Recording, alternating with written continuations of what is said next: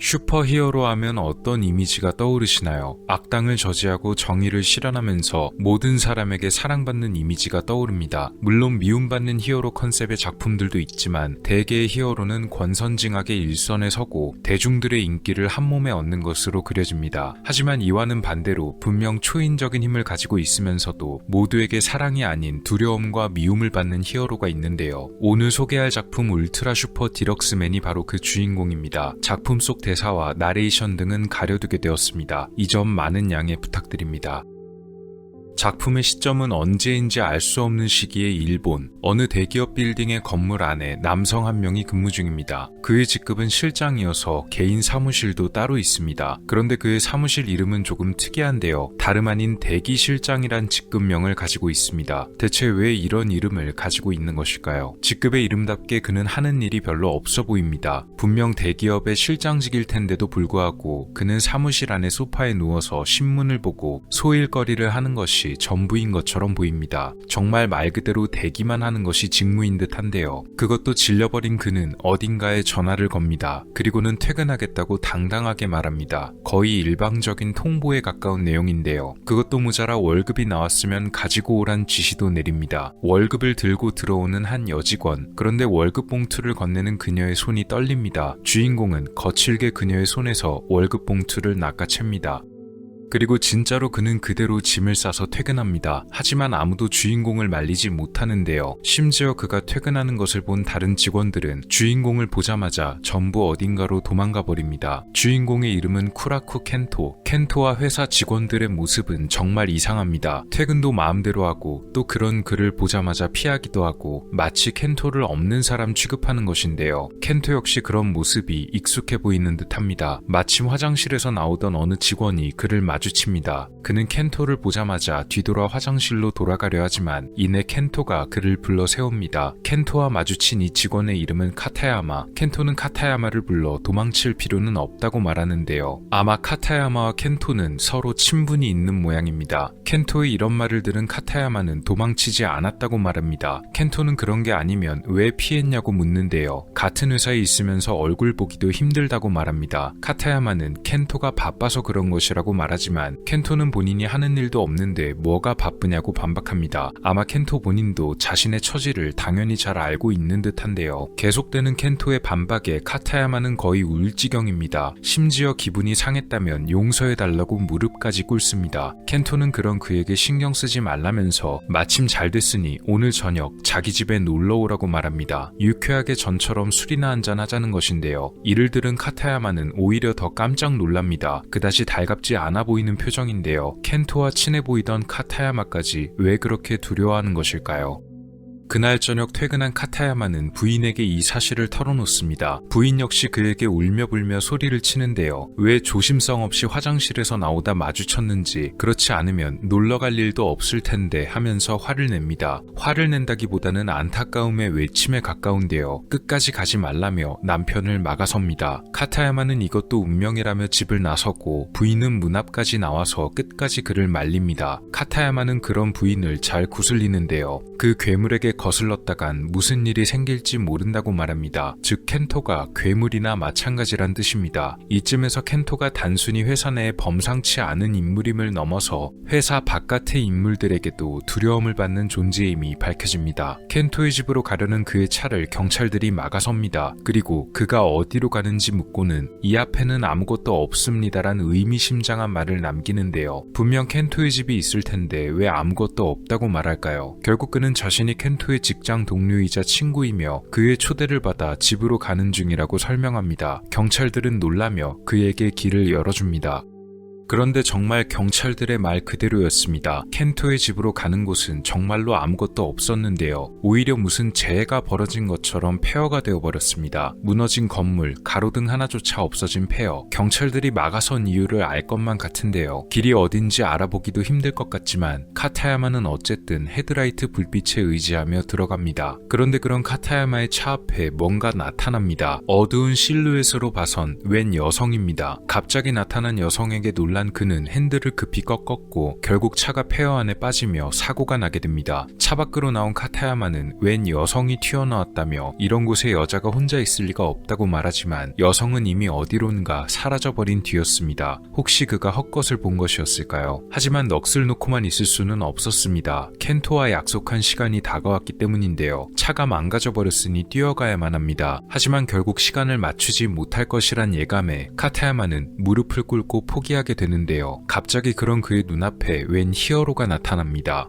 그는 바로 켄토와 똑같이 생긴 히어로입니다. 그의 이름은 울트라 슈퍼 디럭스맨. 선한 사람, 약한 사람, 어려움에 처한 사람들을 구하기 위해 밤낮을 가리지 않고 일한다며 본인을 소개하는데요. 맞습니다. 단순히 켄토와 닮은 사람이 아니고 쿠라쿠 켄토의 정체가 바로 울트라 슈퍼 디럭스맨입니다. 이쯤 되면 그가 슈퍼맨의 패러디임을 눈치채실 수 있을 텐데요. 이름인 쿠라쿠 켄토 역시 슈퍼맨이 인간일 때의 이름인 클라크 켄트를 패러디해서 지어진 이름인 것을 알 수 있습니다. 켄토, 아니 울트라 슈퍼 디럭스맨은 카타야마를 데리고 하늘을 날아서 켄토의 집에 도착합니다. 그는 카타야마를 안전하게 마당에 내려주고는 마치 자기가 켄토와는 다른 사람인 것처럼 켄토 씨에게도 안부를 전해달란 말을 건넵니다. 하지만 역시 이런 장난은 재미가 없었는지 카타야마를 향해 정체를 밝히겠다면서 히어로 옷을 집어던지고 켄토의 모습으로 나타납니다. 그는 카타야마가 놀라는 반응을 기대했나 봅니다. 카타야마가 시큰둥하자 놀라지도 않냐며 반문하는데요. 어차피 뻔히 다 아는 일인데 누가 놀랄까요? 켄토의 저택 안으로 들어간 두 사람, 소파는 거추장스럽다며 옛날처럼 바닥에 앉아서 그냥 편하게 지내던 시절대로 둘이서 술 한 잔을 기울입니다. 켄토는 손님은 정말 오랜만에 받아본다고 말합니다. 그도 그럴 것이 그가 막강한 파워를 지녔기 때문에 보통 사람들이 쉽게 다가오진 못할 것입니다. 카타야마는 여기서 중요한 질문을 하나 던지는데요. 어쩌다가 그렇게 강한 힘을 얻게 되었는가에 관한 것입니다. 쿠라쿠 켄토 역시 평범한 직장인이었습니다. 그는 정의감에 넘치는 인물이었지만 평범한 직장인이었으니 할 수 있는 행동은 제한되었습니다. 그저 제도에 순응하여 민원 정도만을 넣거나 혹은 불의를 보고도 못 본 채 하는 것이 고작이었는데요. 그는 언제나 자신이 강한 힘을 가진 슈퍼히어로가 되는 꿈을 꿨다고 합니다. 그러던 어느 날 그에게 정말 강력한 힘이 생겼습니다. 모든 것을 투시해서 볼 수 있는 능력과 괴력, 그리고 하늘도 날아다닐 수 있는 능력이 생겼던 것인데요. 이때부터 그는 정의의 사도로서 활약을 시작합니다. 그의 처치 대상이 되었던 것에는 여러 가지가 있었는데요. 단순히 범죄를 저지르는 개인이나 단체만이 아닌 사회적으로 무리를 일으킨 기업들이나 환경을 오염시키는 회사들까지도 그의 타겟이 되었습니다. 그의 말만 들어보면 그는 정말 대단한 히어로입니다. 하지만 모든 사람들이 그를 피하는 것만 같은 이유는 무엇일까요? 그 이유는 이렇습니다. 켄토가 저질렀던 행동들은 정의를 위한 것이라고는 해도 엄연히 법적으로는 허용이 불가능한 사적 제재였기 때문인데요. 그리고 그 방식들이 하나같이 전부 과격한 방식들이었습니다. 허가받지 않은 힘으로 범죄자들과 기업을 처단했지만 그것은 모두 법적인 규칙 밖의 행동들이었습니다. 어느 정도만 제압하고 처벌은 수사기관에 맡기는 정도면 모르겠지만 켄토는 모든 것을 자기 선에서 해결하려고 했고 그 방식이 전부 즉결처분 방식으로 끝났기 때문입니다. 결국 정의를 실현한다고는 했지만 그의 행동이 선을 넘게 되어 경찰이 그를 체포하려 하는데요. 단순히 경찰의 힘으로는 그를 제압하기가 어렵게 되자 결국 군대까지 출동시켜서 그를 막으려 했지만 탱크와 전투기 등도 켄토의 힘에는 못 미쳤습니다. 그러자 이제는 사회의 유력자들과 권력자들이 나와서 켄토를 설득하고 협상을 하려는 노력을 벌였지만 역시 그를 설득하는 것에는 실패했습니다. 마지막에 그를 비판했던 것은 매스컴이었습니다. 흔히들 펜은 칼보다 강하다라고 하지만 켄토에게는 매스컴마저 악당들과 한편이나 마찬가지였습니다. 결국 그는 신문사, 방송사들까지 손봐주는데요. 이제 그를 막을 최후의 방법이 없다고 생각했는지 강력한 폭탄까지 써가며 그를 막으려 했지만 그는 상처 하나 없이 살아남았는데요. 그래서 그의 집 주변이 전부 폐허처럼 변해 있던 것입니다. 그래서 아예 나라에서도 그를 포기해버립니다. 그냥 켄토를 존재하지 않는 사람으로 규정해버린 것입니다. 그리고는 그가 원래 다니던 회사에 아무것도 하지 않아도 돈을 받아가는 직급을 만들어서 평범한 직장인으로서만 살아가게 만들었는데요. 그래서 그가 대기실장이란 직급을 얻게 된 것입니다. 그가 이런 사람이었으니 강력한 힘을 지닌 히어로였음에도 모든 사람이 켄토를 피하는 것은 당연한 일이었을 것입니다. 하지만 그는 요즘엔 통 범죄 뉴스가 안 나온다고 말하는데요. 카타야마는 아마도 악당들이 켄토가 무서워서 범죄를 저지르지 못하는 것일 거라고 설명합니다. 하지만 켄토의 생각은 다릅니다. 범죄자가 나타났다는 소식이 뉴스로 나오면 그가 움직이니까 일부러 범죄 뉴스 보도를 통제하고 있다는 것입니다. 이리저리 채널을 돌리던 그의 시선이 한 방송에 고정되는데요. 그것은 바로 가요 프로그램이었습니다. 마침 가장 인기 있는 여가수가 나오고 있었는데요. 켄토는 한참 동안 여가수를 바라보다가 전화를 겁니다. 바로 해당 가수가 나오는 방송국에 연락을 한 것인데요. 그는 자신이 누구인지 밝히고서는 지금 나오는 가수와 나중에 커피나 한잔하고 싶다고 전합니다. 그러나 방송사에서는 그가 누구인지 듣자마자 나중에 아니어도 괜찮으니까 켄토의 집으로 지금 당장 그 가수를 보내겠다고 말합니다. 물론 그의 요청을 거절하기는 어려울 것입니다.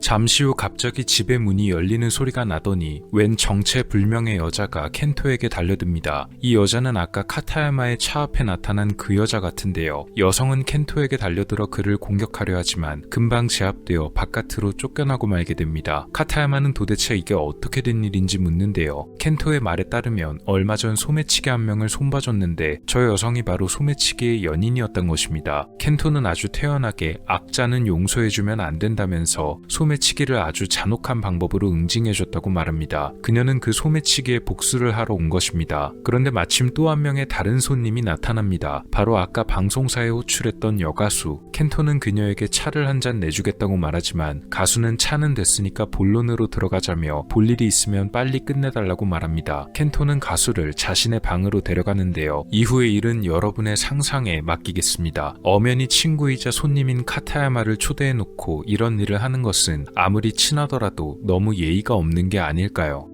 그런데 아까 쫓겨났던 그 소매치기의 연인이 이번에는 거대한 망치를 들고 나타납니다. 카타야마는 그녀를 말리지만 소용이 없었고 결국 여성은 켄토와 가수가 있는 방 안에 들어가 켄토를 향해 공격을 시도했습니다. 그러나 당연히 아무런 상처조차 낼 수가 없었는데요. 분노한 켄토가 여성을 가만두지 않겠다 말하고 카타야마는 여성의 손을 잡고 집을 빠져나갑니다. 하지만 켄토는 초능력이 있으니 그를 피해서 무사히 도망치기에는 당연히 무리였을 것입니다. 결국 두 사람은 켄토에게 따라잡히게 되는데요. 카타야마와 여자 두 사람은 폐허의 지하에 숨어들지만 켄토에게는 아까 말했듯이 투시 능력이 있었고 당연히 두 사람의 행방을 알 수 있었습니다. 그는 카타야마에게 여자를 내놓으라고 말하며 내놓지 않으면 너도 가만두지 않겠다 협박합니다. 그러나 카타야마는 절대 그럴 수 없다 맞서고 켄토는 두 사람이 있는 곳 위를 거칠게 발로 두드립니다.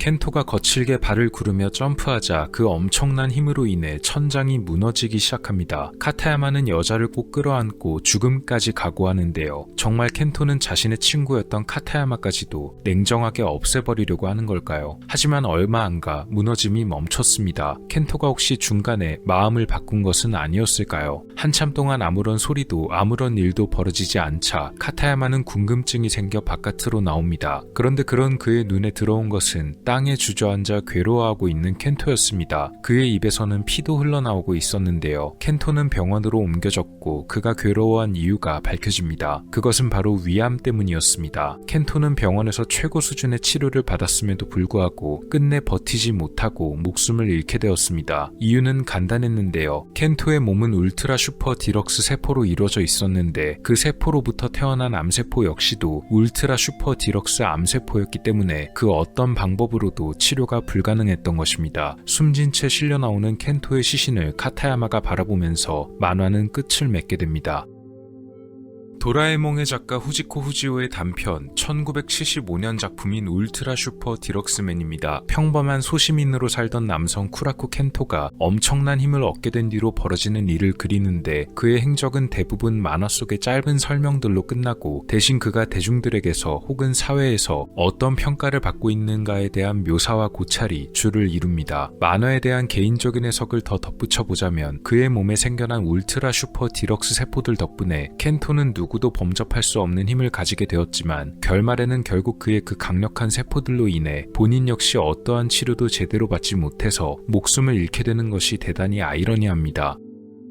주인공 켄토는 이런 어마어마한 힘을 얻게 되자 평소 사회의 악으로 불리던 이들을 자신의 힘으로 처단합니다. 하지만 만화에서 나오듯이 이건 허가받지 않은 행동으로 엄연히 불법인 사적 제재에 해당하는 것이었습니다. 아이러니한 것은 힘이 없을 때는 제도에 순응하던 그가 강력한 힘이 생기자 규칙을 무시하는 사람이 되어 오히려 자신이 타도하려던 범죄자의 범주에 들어가게 된 것이죠. 그래서 그의 빗나간 사적 제재를 국가가 처벌하려 하지만 그는 공권력을 능가하는 힘으로 무자비하게 거부하는데요. 심지어 폭탄으로도 그를 제거할 수가 없었습니다. 또한 그런 자신을 비판하는 언론과 매스컴들까지도 힘으로 탄압하며 그 어떠한 비판의 자유조차 용납하지 않습니다. 앞서 말씀드렸듯이 악을 처단하기 위해 정의를 갈구하던 그가 오히려 이제는 사회적으로 범죄자의 길에 들어서게 되고 나중에는 아예 통제가 불가능한 없는 존재 취급을 받으며 대중들에게서도 외면받는 모습은 대단히 역설적입니다.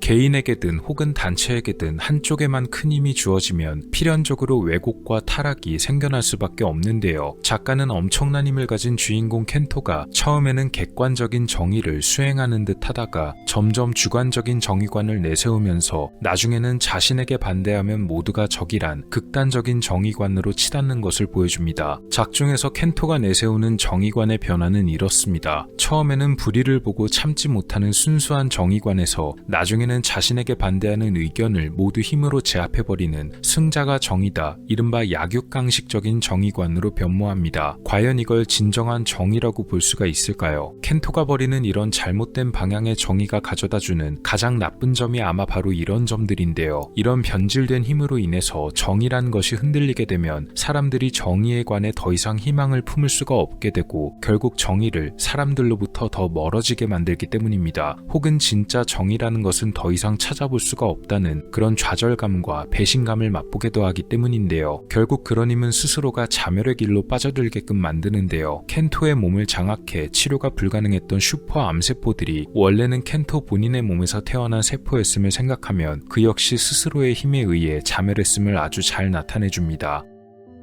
비슷한 주제를 다룬 작품 중에 데스노트란 작품이 생각납니다. 주인공 야가미 라이토는 어느 날 사신의 노트를 줍게 되는데 이 사신의 노트에는 사람의 이름을 적으면 그 사람의 목숨을 뺏을 수 있는 특별한 능력이 있습니다. 주인공은 이 데스노트를 사용해 처음에는 정의로운 세계를 만들려 하지만 그 역시도 나중에는 자신의 왜곡된 정의에 스스로가 잠식되어 끝내 비참한 결말을 맞게 된다는 점이 비슷합니다. 물론 사회적으로 천벌을 받아도 모자랄 범죄자들이 상식적으로 이해하기 어려운 미약한 처벌을 받을 때를 보면 그런 사적 제재가 사람들에게 통쾌하게 다가올 때가 있기도 합니다. 그렇지만 현실에서 벌어진 그러한 행동들의 잘못된 사례들을 보면 그런 것이 계속해서 힘을 키워나가야 하는가에 대한 질문에는 감히 예라고 대답하기가 불가능하지 않을까 싶네요. 만약 본인 스스로가 정의를 구현하고 싶다면 늘 자기 자신이 정말 제대로 정의를 실현하고 있는가에 대해 스스로에게 끊임없이 되물어야만 한다는 생각도 듭니다. 1975년에 발표된 작품임에도 불구하고 현재까지도 생각해볼 만한 주제를 잘 풀어낸 듯합니다. 어쩌면 그런 사태를 미리 보고 온 것처럼 그려낸 듯도 한데요. 누구나 가끔은 막강한 힘이 있었으면 할 때가 있습니다. 하지만 누가 되었든 그 힘을 온전히 감당해내기는 어렵지 않을까? 모두가 행복해하는 정의를 이루는 것은 가능한 것일까? 또 정의란 것이 과연 어떤 것일까 하는 고민이 들기도 하네요. 후지코 우지오의 단편 울트라 슈퍼 디럭스맨이었습니다.